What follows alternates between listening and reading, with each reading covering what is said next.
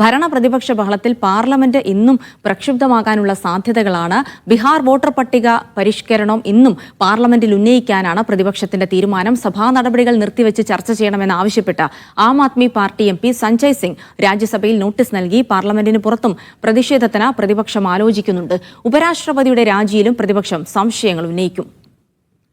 PR Aravind വിവരങ്ങൾ നൽകും. അരവിന്ദ്, ഇന്നലെയും സഭാ സമ്മേളനം നടന്നപ്പോൾ പ്രതിപക്ഷ ബഹളത്തിൽ സഭ തടസ്സപ്പെട്ടിരുന്നു. ഇന്നും വിവിധ വിഷയങ്ങളുണ്ട് പ്രതിപക്ഷത്തിന് ഉന്നയിക്കാനായിട്ട്. ബീഹാർ വോട്ടർ പട്ടിക പരിഷ്കരണം ഉൾപ്പെടെ അഹമ്മദാബാദ് വിമാന ദുരന്തം ഉൾപ്പെടെ നിരവധി വിഷയങ്ങൾ. അതിനൊപ്പം കത്തി നിൽക്കുന്നത് ഉപരാഷ്ട്രപതിയുടെ രാജിയുമായി ബന്ധപ്പെട്ടതാണ്. പ്രതിപക്ഷം ഉന്നയിക്കുന്ന സംശയങ്ങൾക്കൊന്നും കേന്ദ്രം ഇതുവരെ മറുപടി പറഞ്ഞിട്ടില്ല. അപ്പോൾ ഇന്നും സഭ പ്രക്ഷുബ്ധമാകാനുള്ള സാധ്യത തന്നെയാണ് വിവിധ വിഷയങ്ങളെ മുൻനിർത്തി.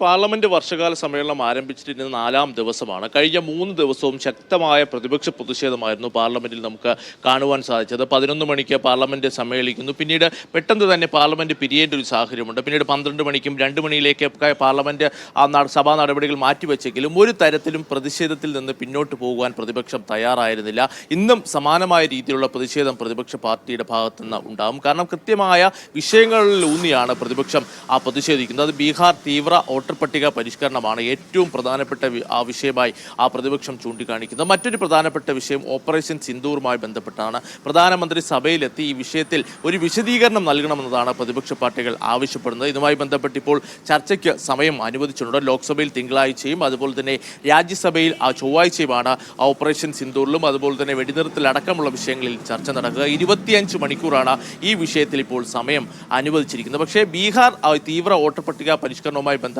യാതൊരുവിധ വിശദീകരണമോ അല്ലെങ്കിൽ ചർച്ചയ്ക്കോ ഇപ്പോൾ കേന്ദ്ര സർക്കാർ തയ്യാറായിട്ടില്ല. ശക്തമായ പ്രതിഷേധം ഇന്നും സഭയിൽ ഉണ്ടാകുമെന്ന് തന്നെ പ്രതിപക്ഷ പാർട്ടികൾ ഉയർത്തിയിട്ടുണ്ട്.